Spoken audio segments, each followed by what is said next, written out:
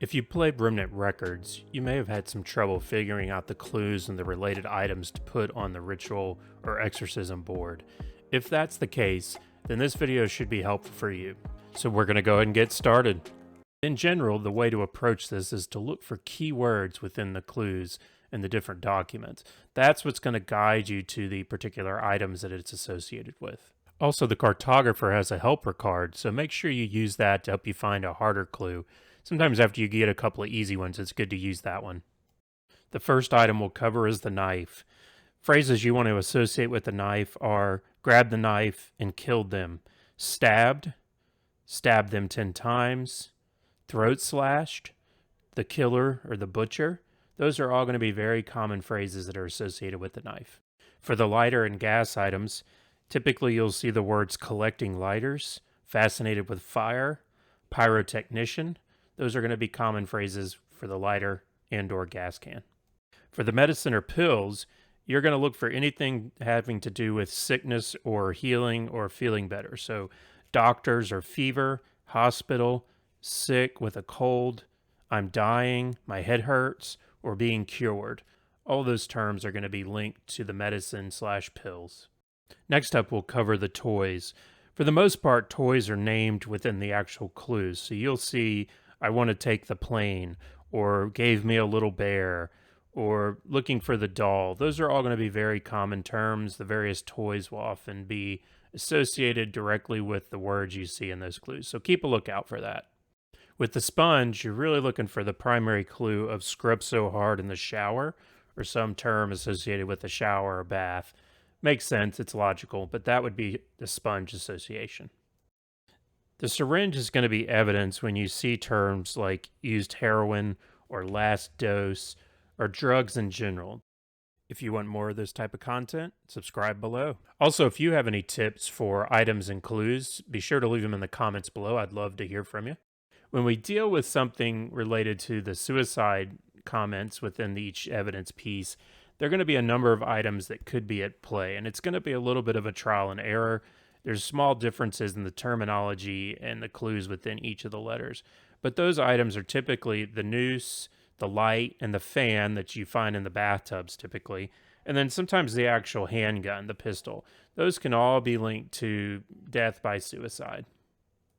Anything having to do with flowers, for instance, beautiful bouquet or any other terms like that, are going to actually be the potted flowers that you find around, whether it's roses or lilies or whatever they are. So look out for those. For the pen and notebook, and you may find one or the other or both, you'll see terms like I'd rather write, or I haven't been able to write in a long time, or I'd rather use the notebook. Again, some of those are specifically named, but again, anything to do with writing, you can associate with either or both of those clues. Again, some trial and error, but keep an eye out for that. For the suitcase, it's pretty straightforward. You're going to see terms about traveling or moving, and the common term is leave and go far away. That's going to link you back to the suitcase as a particular item for evidence. For the hunting rifle, the fishing rod, and the deer head, those are often going to be associated with forest or hunting, as you would expect. So some common terms would be secluded forest or out hunting in the woods. Those kind of phrases will link you back to any number of those items. And you may find all of them or none of them, frankly. But if you do see one of those and you see a note with those terms, you can look for those items. There are also a number of items you can find within the clues that are pretty straightforward and obvious.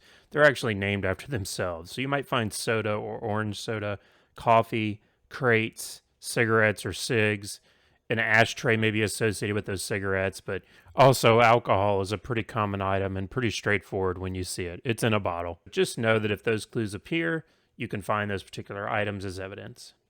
Lastly, I'll cover the painting and pictures. There's a number of pictures scattered throughout various maps, and it is often difficult to discern which ones might be or might not be applicable. And so it's hard for me to give you that information, frankly. I would just say look for things like smeared face or painted a picture, art, anything to do with those particular keywords might lend you back to a picture. Over time, these clues and the particular items will evolve and expand as the devs expand the game and improve it. They've done a great job. In the end, keep in mind that you're really looking for keywords. Those particular keywords are going to directly link back to items in the house. Don't forget, sometimes you may see a keyword and the item may not be in the house, or vice versa. Or you may have a different item than you would typically have because the other items don't show up, like cigarettes. You may only have an ashtray or a lighter instead of the actual cigarettes, or vice versa. So don't get too pigeonholed in there. In the end, it's context clues. It's looking for those words or using some short phrases to guide you back to the items. I hope this video has been helpful to you, and it's a good addition to the How to Play Remnant Records series I've produced. I've linked another video related to Remnant Records, and hopefully that will help you enjoy the game even more. Keep in mind, this game is still in early access development, so things will change and evolve, as I've said. But in the end, the basics are still there. I hope you've enjoyed this. Have a good one.